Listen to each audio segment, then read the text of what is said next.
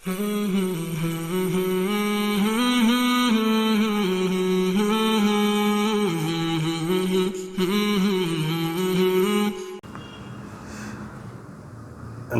ونصلی علی رسولہ الکریم، اما بعد فاعوذ باللہ من الشیطان الرجیم، بسم اللہ الرحمن الرحیم۔ محترم ناظرین، السلام علیکم ورحمۃ اللہ وبرکاتہ۔ ہمارے آقا صلی اللہ علیہ وآلہ وسلم کا فرمان ہے کہ سلام کو عام کرو اور لوگوں کو کھانا کھلاؤ، یہ بہترین عمل ہے۔ یعنی سلام سب کو کرو، چاہے کوئی جاننے والا ہو یا نہ جاننے والا ہو، سب کو سلام کرو اور لوگوں کو کھانا کھلاؤ، کہ یہ بہترین عمل ہے۔ اور ارشاد باری تعالی ہے سورہ دہر میں،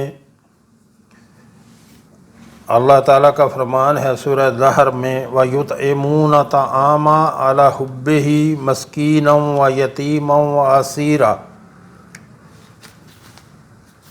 انما نطعمکم لوجہ اللہ لا نرید منکم جزاء ولا شکورا، جس کا ترجمہ ہے، اور باوجود یہ کہ خود ان کو طعام کی خواہش ہو اور حاجت مندوں، فقیروں، یتیموں اور قیدیوں کو کھانا کھلاتے ہیں، اور کہتے ہیں خالص خدا کے لیے کھلاتے ہیں، نہ تم سے عوض کے خواستگار ہیں اور نہ۔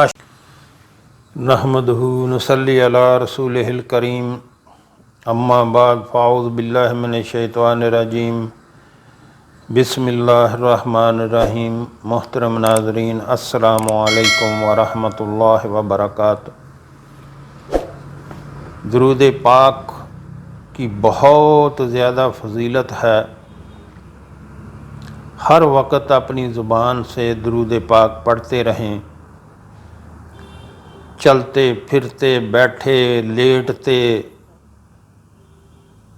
گاڑی چلاتے ہوئے، سفر میں، جہاں بھی ہوں آپ درود پاک پڑھتے رہیں۔ بہت زیادہ فضائل ہیں درود پاک کی، ایک بھی لمحہ اپنا ضائع کیے بغیر درود پاک پڑھتے رہا کریں۔ ایک حدیث شریف میں وارد ہے کہ ایک دن نبی کریم صلی اللہ علیہ وآلہ وسلم خطبہ کے لیے ممبر پر جلوہ افروز ہوئے تو پہلی سیڑھی پر قدم رکھتے ہوئے فرمایا آمین، دوسری سیڑھی پر قدم رکھتے ہوئے پھر آمین فرمایا، اور تیسری پر قدم رکھتے وقت پھر آمین فرمایا۔ صحابہ کرام رضوان اللہ اجمعین اس نئے عمل سے حیران تھے، چنانچہ انہوں نے دریافت کیا، یا رسول اللہ صلی اللہ علیہ وآلہ وسلم، آج یہ نئی بات دیکھنے میں آئی ہے جو پہلے کبھی نہ دیکھی تھی۔ آپ صلی اللہ علیہ وآلہ وسلم نے فرمایا، جب میں نے ممبر کے پہلے پائیدان پر قدم رکھا، جبریل امین آئے اور کہنے لگے کہ اللہ کی رحمت سے محروم ہو وہ شخص جسے رمضان کا مہینہ نصیب ہو اور اپنے لیے جنت واجب نہ کرا سکے۔ میں نے کہا آمین۔ جب میں نے دوسرے پائیدان پر پاؤں رکھا، جبریل امین نے کہا، اللہ کی رحمت سے محروم ہو وہ شخص جو اپنے والدین یا ان میں سے کسی ایک کا بڑھاپا پائے اور ان کی خدمت کر کے جنت نہ خرید سکے۔ میں نے کہا آمین۔ جب میں نے تیسرے پائیدان پر قدم رکھا تو جبریل امین نے کہا، اللہ کی رحمت سے محروم ہو وہ شخص جس کے سامنے آپ کا ذکر جمیل آئے اور وہ آپ پر درود نہ بھیجے۔ میں نے کہا آمین۔ صلی اللہ علیہ وآلہ وسلم۔ اللہم صلی علی سیدنا محمد نبی الامی وعلی آلہ وصحبہ وبارک وسلم۔ تو محترم ناظرین، جب بھی ہمارے آقا کا نام آئے تو لازم ضروری ہے کہ درود پاک پڑھا جائے۔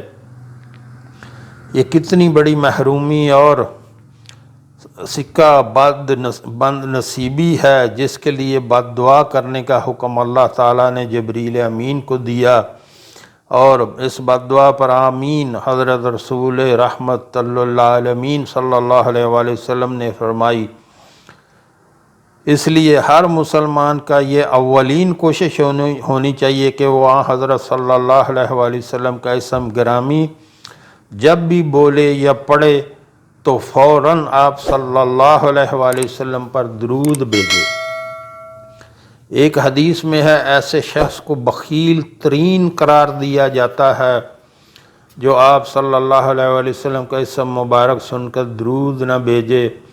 محترم ناظرین، یہ تو بہت ہی جو بڑی وعید ہے کہ بخیل یعنی کنجوسی کی حد ہے، اور ہمارے آقا تو صلی اللہ علیہ وسلم کے ہمارے اوپر اتنے احسانات ہیں کہ یہ ضروری نہیں کہ ہم انتظار کریں کہ جب ان کا نام آئے تو ہم درود پاک پڑھیں۔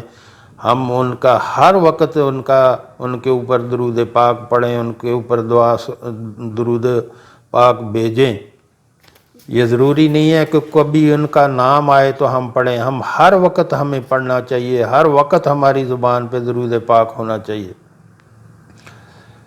ظاہر ہے کہ کنجوسی کی بھی کوئی حد ہوتی ہے۔ آدمی یا مال میں کنجوسی کرتا ہے یا محنت و مشقت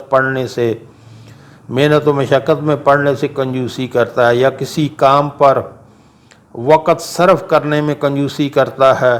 یہاں تو کنجوسی کو کسی نہ کسی حد تک سند جواز دے لیتا ہے، حالانکہ یہاں بھی کنجوسی درست نہیں، لیکن درود شریف پر نہ تو پیسہ لگتا ہے اور نہ پیسہ لگتا ہے کہ کنجوسی کرے، نہ ہی صلی اللہ علیہ وسلم کہتے ہوئے زبان بے تحاشا گھستی ہے، اور جسم کی کوئی قسم کی مشقت اٹھانا پڑتی ہے کہ کنجوسی کرے، نہ ہی ان پر 3 سیکنڈ سے زیادہ وقت لگتا ہے۔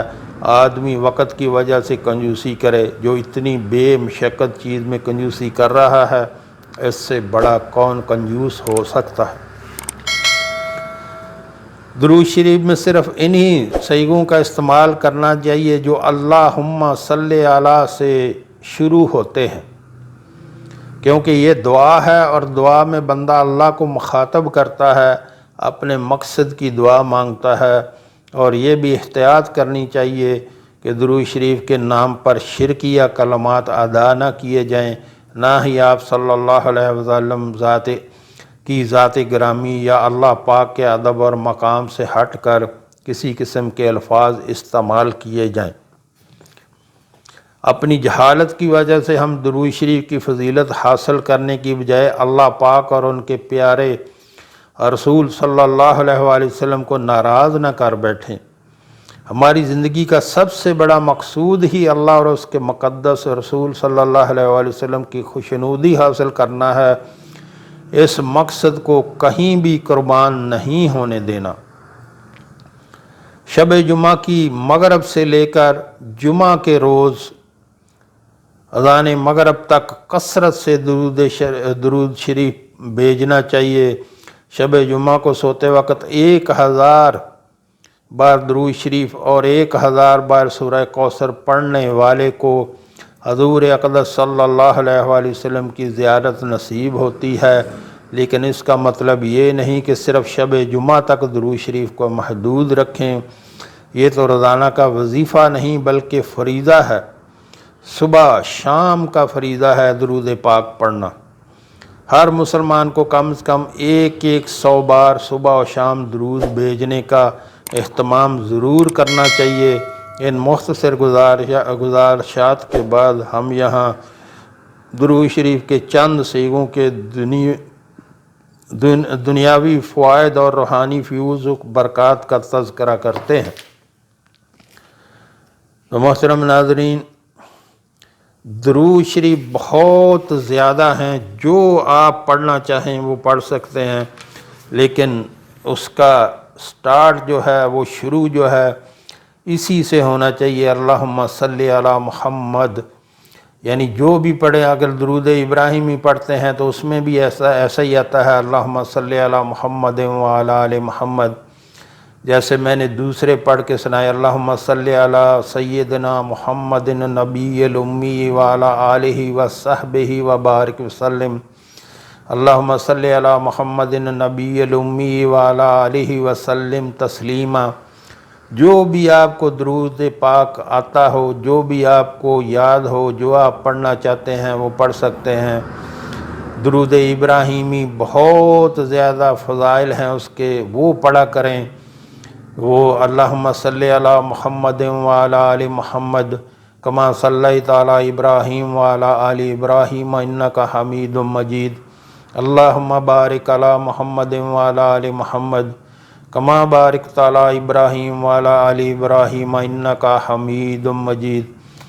تو محترم ناظرین، میں آپ کو یہی کہوں گا کہ جو آپ کو درود شریف آتا ہے وہ آپ پڑھتے رہیں، اور جیسے میں نے کہا ہے جو بھی درود شریف پڑھیں وہ اللہم صلی علی محمد وعلی آل محمد ایسے کر کے پڑھیں۔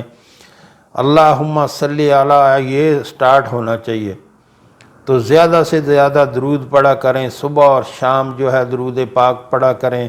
اس کے بارے میں، درود پاک کے بارے میں اتنی زیادہ احادیث ہیں کہ کیا کیا بیان کریں۔ تو آپ جو ہے اپنا معمول بنا لیں کہ صبح شام جو ہے درود پاک پڑھتے رہیں، سارا دن پڑھتے رہیں۔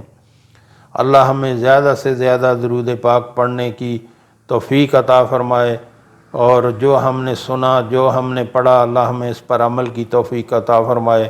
وآخر دعوانا الحمد